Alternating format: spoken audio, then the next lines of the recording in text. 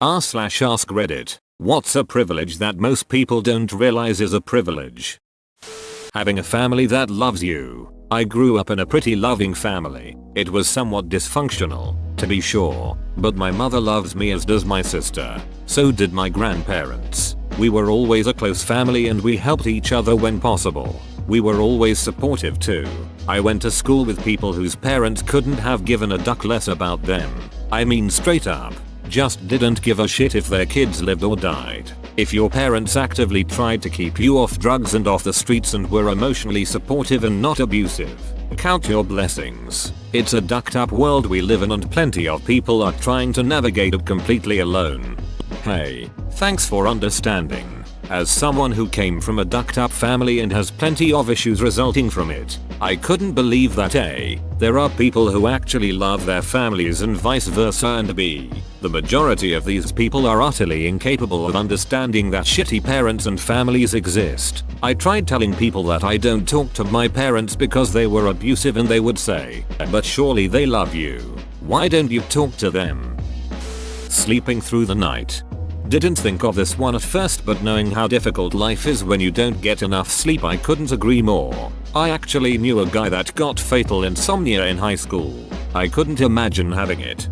It's really hard on the body and the mind to be wired like that. Hope that dude is in a better state now. I'm fortunate that I'm not stressed out at night these days. But when there were academic or intellectual, sometimes emotional stresses, I'd have the most lucid dreams, nightmares, and it felt too real to want to go back there to sleep. I'm vibing for now. Having a bed. When I was ages 8-11, my siblings and I had to sleep on the floor because we lived in a tiny one-bedroom apartment. The only bed belonged to my grandfather, a 70-year-old man, and the couch went to my mother, a woman with severe back problems. The rest of us had to sleep on blankets and pillows. I remember turning 12 and finally getting to sleep in my own bed after 3 years of not having one. It was euphoria. Growing up with 2 stable parents in the home. Even one stable parent.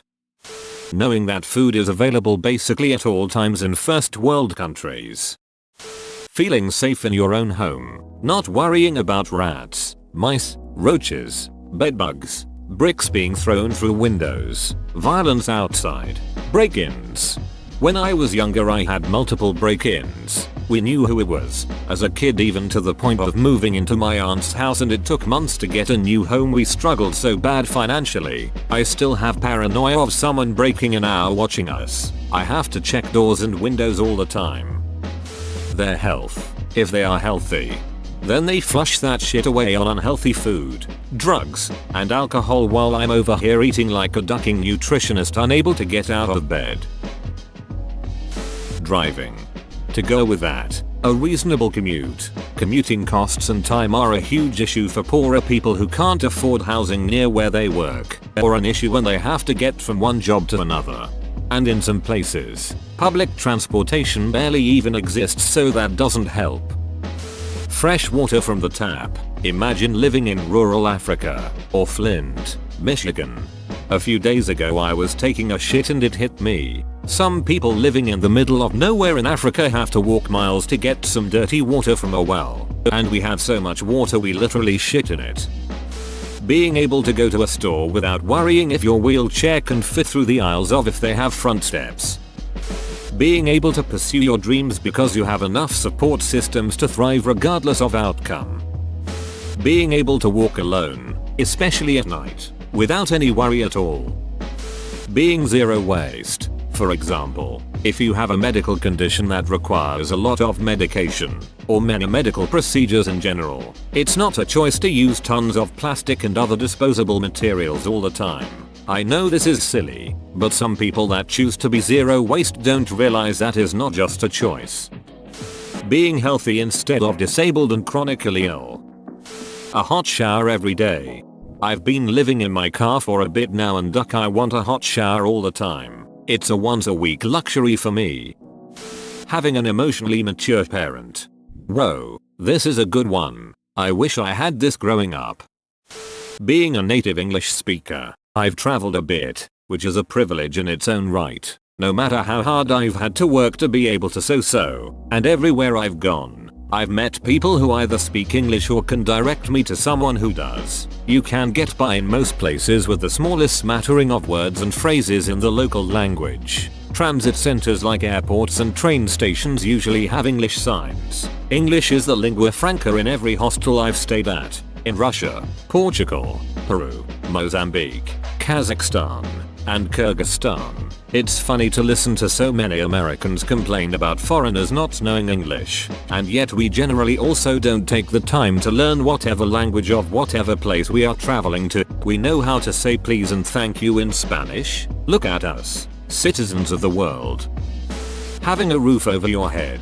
Those that work jobs that don't make a living wage have no means to provide for it. Thus they are forced into unsafe slums or having housemates. Every day when I pull into my driveway I reflect on this daily. There is something to be said about the peace of mind knowing you have a welcoming home waiting for you once you're done work. Like many things we grow accustomed to having something with no expectations of change. This is something I'm always grateful and respectful of. My partner has to use IV nutrition because her stomach muscles don't work properly, preventing her from digesting food. Until I met her I never considered being able to eat as something I'm lucky to have. Living without constant physical pain. The idea that most people just exist without non-specific pain is baffling to me. Owning a dog. You have this incredibly complex creature that loves you no matter how you look or what you are feeling and just wants to be with you and make your life better. Our dogs may just be one aspect of our lives, but to our dogs, we are everything. Owning a vehicle. I can't fathom the amount of times how people dismiss those who don't have their personal transportation and how public transportation isn't always going to match up to their conveniences. Like no Susan, I can't be wherever you want me to be in 10 minutes. It's also a huge barrier to employment opportunities depending on where you live. Economic and material privilege. People will be quick to define themselves as marginalized without realizing that being a billionaire homosexual is vastly different from being a poor, working class homosexual, or even just a poor, working class heterosexual person. You'll be a fool to think that Ellen DeGeneres is less privileged than some unemployed white guy from broken home in West Virginia. Truth. Economic privilege supersedes any kind of identity stuff. It's not even close. Being a human, and not a cow, chicken, fish, turkey, dog, or pig, your whole life would be agony and suffering just so a human can eat you or drink your milk. When you're happy that it snows outside. For the homeless that means their things soak, the tent they might have caves in, and they go to sleep without knowing if they'll freeze to death at night.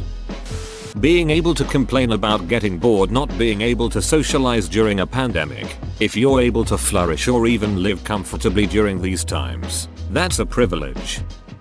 Walking on a sidewalk, or in other words, walking in comfort in a relatively safe space in streets. Whoa, you made it to the end? You're a ducking beast. I'll cut you a deal. Smash like and subscribe for more curated content, bruh. It's free and that's a great price.